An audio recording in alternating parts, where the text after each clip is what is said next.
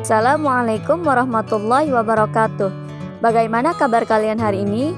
Semoga kalian dalam keadaan sehat dan selalu dalam lindungan Allah. Amin. Mata kuliah seminar proposal hari ini akan membahas tentang menyusun hipotesis yang akan dipresentasikan oleh kelompok 11 dengan anggota Eva Waroatul Mutiah, Laila Hulatul Jannah, dan Inayatul Ainiyah. Mari kita simak penjelasan materi dari kelompok 11. Pembahasan pertama, pengertian hipotesis. Hipotesis berasal dari dua kata, yakni hipo yang artinya di bawah dan tesa artinya kebenaran.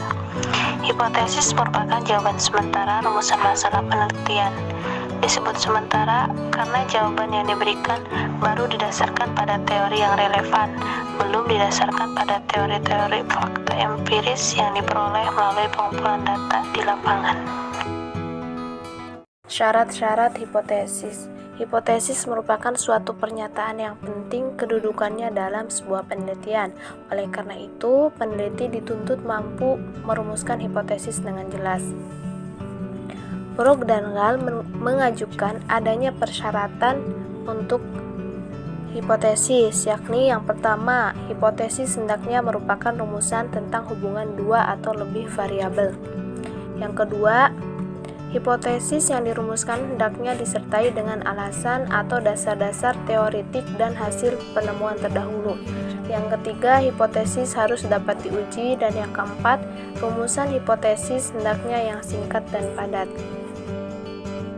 Selanjutnya, saya Laila Hulatul Jannah sebagai pemateri 2 akan menjelaskan tentang jenis-jenis hipotesis dan fungsi hipotesis. Jenis-jenis hipotesis menurut Thomas dibagi menjadi dua. Yang pertama ada hipotesis penelitian dan yang kedua ada hipotesis statistika. Hipotesis penelitian ialah sebuah dugaan yang tidak membutuhkan uji statistika. Dalam hipotesis ini dibagi menjadi beberapa jenis. Yang pertama ada hipotesis deskriptif, yang kedua ada hipotesis komparatif, yang ketiga ada hipotesis asosiatif. Setelah hipotesis penelitian, selanjutnya ada hipotesis statistika.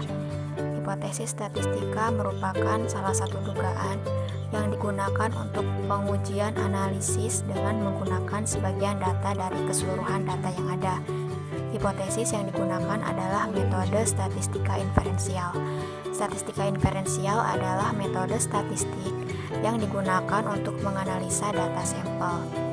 Hipotesis statistika dapat dibagi menjadi dua macam. Yang pertama ada hipotesis alternatif, yang kedua ada hipotesis nol. Selanjutnya ada fungsi hipotesis. Menurut Ari Donald, hipotesis memiliki fungsi dalam penelitian, yaitu yang pertama, memberi penjelasan tentang gejala-gejala serta memudahkan perluasan pengetahuan dalam suatu bidang.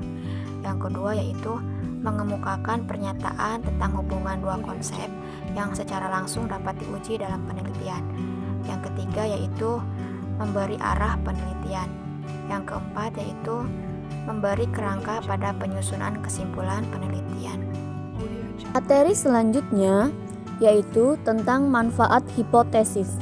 Manfaat hipotesis antara lain: pertama, memberikan batasan dan memperkecil jangkauan peneliti.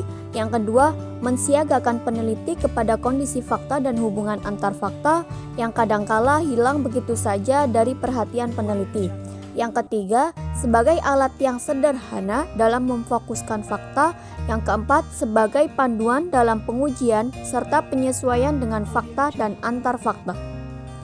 Berikutnya ada langkah-langkah hipotesis, yaitu hipotesis terbentuk atas dasar dugaan, tetapi tetap saja harus dibuat berdasarkan acuan, yakni teori dan fakta ilmiah.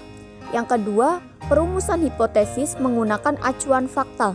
Dan yang ketiga, perumusan hipotesis dapat diperoleh dengan berbagai cara, misalnya memperoleh sumber aslinya, menggambarkan atau menafsirkan dari sumber aslinya, dan menyusun fakta dalam bentuk penalaran abstrak.